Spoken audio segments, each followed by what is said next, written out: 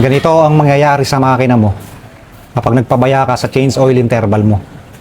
Grabe, no? Kapal. Actually, marami pa rin sa mga car owner ang nabibisi, lalo na sa mga trabaho. Kaya minsan nakakalimutan na nilang magpa-PMS or magpa-change oil ng kanilang mga sasakyan. Lagi natin tatandaan na ang engine oil ang pinakadugo o lifeblood ng ating mga makina. Kapag ito ay napabayaan, well, marami ang pwedeng mangyari. Andiyan na yung lalapot yung mga langis, siyempre. Then, kapag lumapot ang langis, siyempre, kakapit na yan sa ating mga internal parts ng ating mga makina. At kapag nagkatuloy-tuloy yung ganong cycle, dyan na nag-uumpisa kumapal ang ating sludge.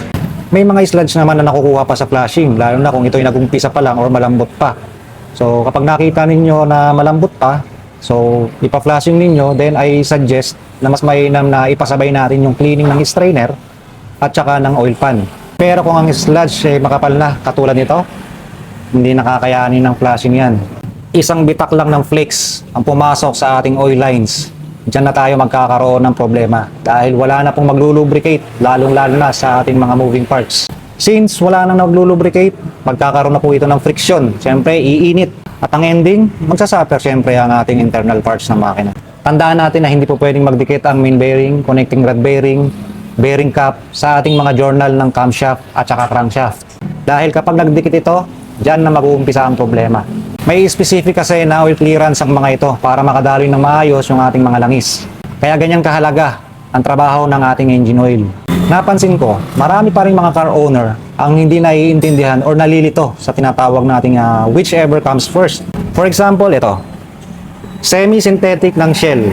So, nire-recommend namin to mga kadadod sa aming mga kliyente na every 5,000 to 6,000 ang odo o kaya naman ay 5 to 6 months ang interval.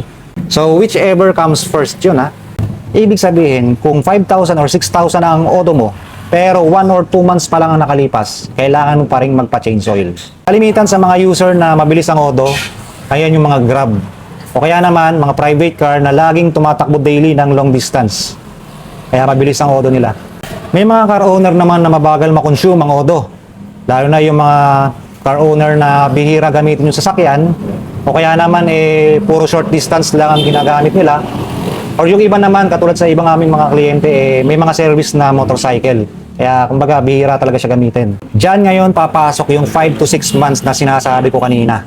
So kahit na 1,000 pa lang yung odo na tinakbo mo, pero umabot ka na ng 5 or 6 months, kailangan mo pa rin magpa-change oil.